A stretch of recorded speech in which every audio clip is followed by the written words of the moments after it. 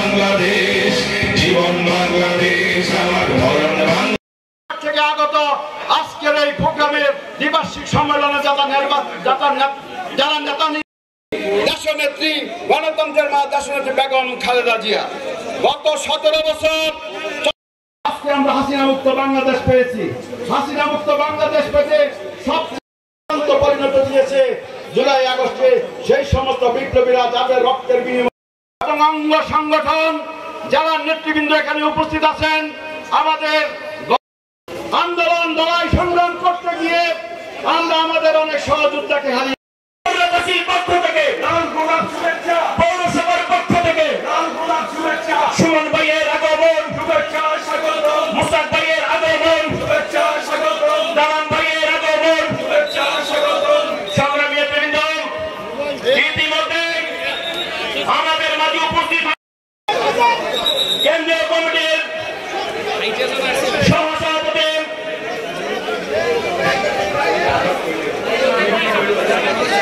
অমিতাভ ঘোষকে আপনাদের মাঝে পরিচয় করে নিচ্ছে।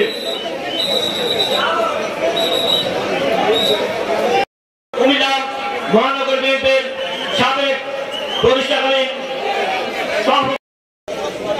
আউযু বিল্লাহি মিনাশ শাইতানির রাজিম বিসমিল্লাহির রহমানির রহিম। শ্রদ্ধেয় নেতা, প্রাণপ্রিয় নেতা জনাব জাকারিয়া তাহের সুমন সাহেব সহ আহ্বায়ক জনাব কাউসার আলম সেলিম ভাই, মঞ্চে উপবিষ্ট কুমিল্লা জেলা থেকে আগত ডেলিগেট এবং পৌরসভার 9টি ওয়ার্ড থেকে আগত ডেলিগেট বৃন্দ, আমার মা ও বোনের আসসালামু আলাইকুম ওয়া রাহমাতুল্লাহি ওয়া বারাকাতুহু। বক্তব্য সংক্ষিপ্ত করতে হবে। সম্মেলন হতে যাচ্ছে, আমরা আমাদের নেতা জাকারিয়া তাহের সুমন ভাইয়ের কাছে এমন একটি কমিটি প্রত্যাশা করি। দ্বিবার্ষিক সম্মেলনের সংগ্রামী সভাপতি তুখুর সমাবেশের শ্রদ্ধাভাজন সভাপতি উপস্থিত আজকের এই সম্মেলনের উদ্বোধক আমাদের প্রাণপ্রিয় নেতা জনাব জাকারিয়া এবং আগামী জাতীয় নির্বাচনের প্রস্তুতি গ্রহণ করার উদাত্ত আগস্টে এদেশের ছাত্র জনতা গণ অভ্যুত্থানের মাধ্যমে এই স্বৈরাচারী সরকারকে সকলের মঙ্গল কামনা করে আজকে বক্তব্য আকাঙ্ক্ষা করছে। আল্লাহ হাফেজ। বক্তব্য রাখার জন্য আহ্বান করছে দ্বিবার্ষিক সম্মেলন। প্রিয় উপস্থিতি, 1971 সালে আমাদের রাষ্ট্র নিয়ে যাবেন। এখানে 2-3 জন বিশিষ্ট ব্যবসায়ীরা আছেন।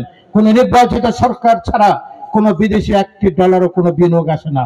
নির্বাচিত সরকার ছাড়া এদেশে আইন শৃঙ্খলা পরিস্থিতির উন্নতি হবে না। নির্বাচিত সরকার ছাড়া সামাজিক পরিস্থিতির উন্নয়ন হবে না। আজকে মব জাস্টিসের নামে মানুষের ঘরবাড়ি লুণ্ঠন করা হচ্ছে, মানুষকে হত্যা করা হচ্ছে।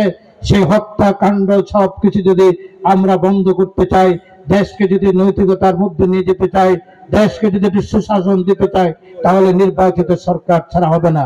যেমনি হয়েছিল 90-এর গণঅভ্যুত্থানের পরে বেগম খালেদা জিয়া রাষ্ট্রীয় ক্ষমতা নির্বাচিত প্রধানমন্ত্রী নির্বাচিত হওয়ার পর দেশ যে উন্নয়ন হয়েছে, দেশে যে সুশাসন হয়েছে, আমরা মনে করেছিলাম জনাব ডক্টর ইউনূস সাহেব অতি শীঘ্রই নির্বাচন দিবেন। উনি একটি অন্তর্বর্তীকালীন সরকারের উপদেষ্টা পরিষদ করেছেন।